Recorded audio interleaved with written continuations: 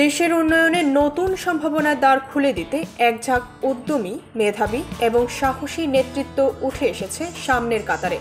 বাংলাদেশ বিনিয়োগ উন্নয়ন কর্তৃপক্ষ এবং বাংলাদেশ অর্থনৈতিক অঞ্চল কর্তৃপক্ষ এর নির্বাহী চেয়ারম্যান আসিক চৌধুরী তাদের অন্যতম, যিনি স্বপ্ন দেখছেন একটি বদলে যাওয়া বাংলাদেশের। তিনি ইতিমধ্যে প্রমাণ করে দিয়েছেন যে দেশপ্রেম, দক্ষতা ও সাহসী সিদ্ধান্ত থাকলে অল্প সময়েই বড় পরিবর্তন আনা সম্ভব।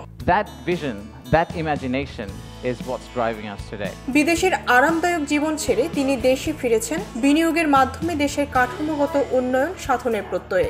লক্ষ্য একটাই, বাংলাদেশকে বিশ্বের বুকে আত্মনির্ভর ও উন্নত একটি রাষ্ট্র হিসেবে প্রতিষ্ঠিত করা। আসিক চৌধুরী হাত ধরে ইতিমধ্যে দেশে এসেছে আন্তর্জাতিক ইন্টারনেট কোম্পানি স্টারলিংক। নাসার সঙ্গে চুক্তি সম্পন্ন হয়েছে প্রযুক্তিগত সহায়তা ও উন্নয়নের লক্ষ্যে। এর পাশাপাশি বিদেশের একটি ব্যাংকের সঙ্গে সম্পন্ন হয়েছে এক বিশাল বিনিয়োগ চুক্তি, যার আওতায় চলতি বছরেই বাংলাদেশে আসবে প্রায় $100 কোটি। তার উদ্যোগে ইতিমধ্যে 5টি বিশাল আকারের মালবাহী জাহাজ কেনা হয়েছে, যার মাধ্যমে দেশের নৌপথে পণ্য পরিবহন ব্যবস্থার উন্নয়নে নতুন মাত্রা যুক্ত হবে। রিভার ম্যানেজমেন্ট বা নদী ব্যবস্থাপনা নিয়ে তৈরি হচ্ছে বড় পরিসরের পরিকল্পনা, যার মাধ্যমে দেশের নদী কেন্দ্রিক অর্থনীতি নতুন গতি পাবে। এছাড়াও আসিক চৌধুরী 4টি আন্তর্জাতিক মানের হাসপাতাল নির্মাণে বিদেশি বিনিয়োগ আকর্ষণের কার্যক্রম পরিচালনা করছেন, যা দেশের স্বাস্থ্য সেবায় এক বৈপ্লবিক পরিবর্তন নিয়ে আসবে।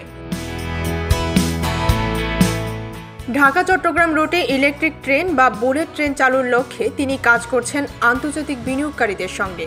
পরিকল্পনা বাস্তবায়ন হলে এই রুটে যাতায়াতের সময় ও খরচ কমবে উল্লেখযোগ্যভাবে।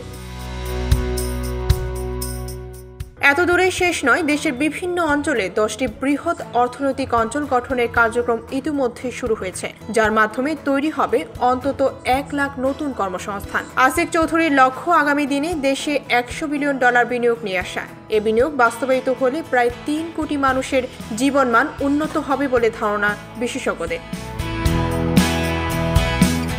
বিশ্লেষকেরা মনে করছেন, আগামী সরকার যদি আসিক চৌধুরী, খলিলুর রহমান, শফিকুল আলমদের মতো দক্ষ ও দূরদর্শী ব্যক্তিদের যথাযথভাবে মূল্যায়ন করতে পারে, তাহলে বাংলাদেশকে সিঙ্গাপুর কিংবা মালয়েশিয়ার মতো উন্নত দেশের কাতারে নিতে সময় লাগতে পারে মাত্র 3 বছর।